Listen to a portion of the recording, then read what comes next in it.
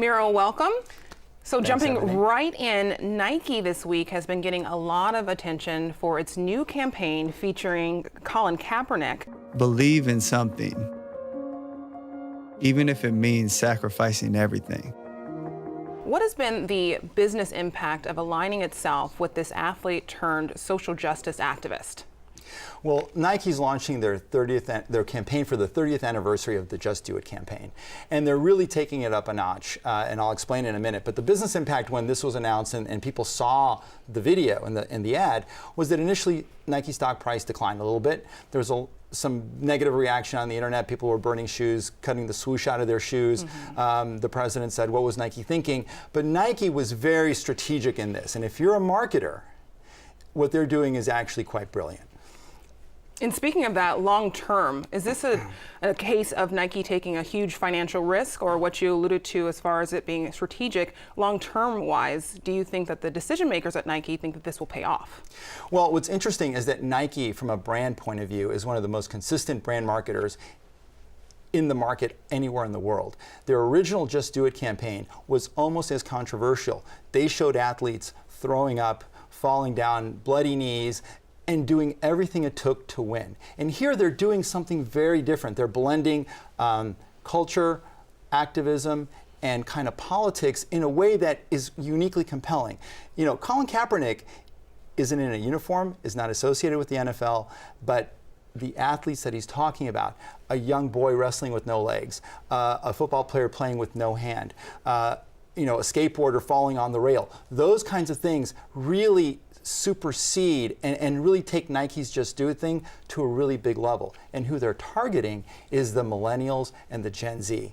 These are the people who really matter to Nike. It's not the baby boomers, it's not even the Gen Xers, it's those 13 to 30-year-olds that are going to be making the decisions in the future. So moving on, the jobs report came out, and what do the unemployment numbers tell us?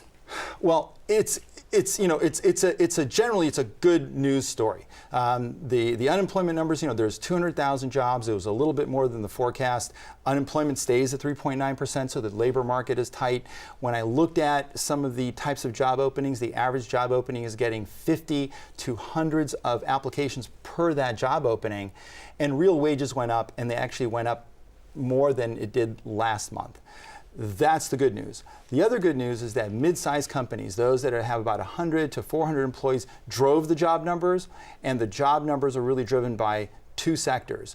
Number one, it was services, and services is kind of a mix because you have really high-paying jobs and low-paying jobs, and healthcare. So that was the big driver in that. On the other hand, there are some worrying signs in this jobs report in particular. Manufacturing jobs actually declined.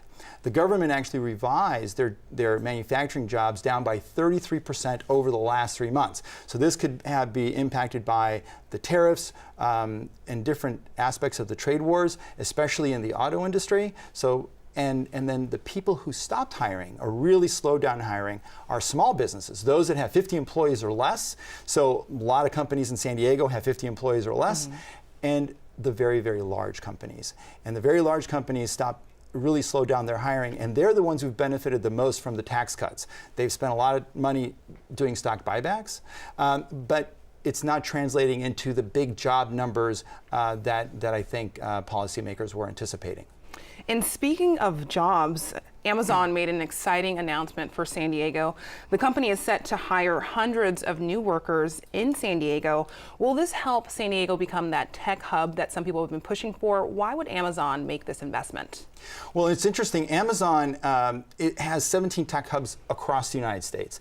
And San Diego has a very important tech hub because they have a lot of workers focused on Amazon Web Services. They have a lot of workers focused on Amazon Digital Studios. And that's going to more than double the number of engineers, computer scientists, people focused on cloud computing. This is important for San Diego. San Diego's been extraordinarily successful as a city, drawing in for the last 10 years healthcare, life science type investments. There's a lot of tech jobs in life science, but traditional tech really has taken a back seat since the first .com bubble burst in 2000. So not only is Amazon very important to San Diego, but the announcement a couple of weeks ago by the realty firm that acquired Horton Plaza, where they're going to make that a tech campus, and there's going to be 4,000 tech jobs coming out of that. In combination, these types of things will help bring those kind of workers and help balance our economy. SDSU marketing lecturer Mira Kopik, thank you so much. Thank you.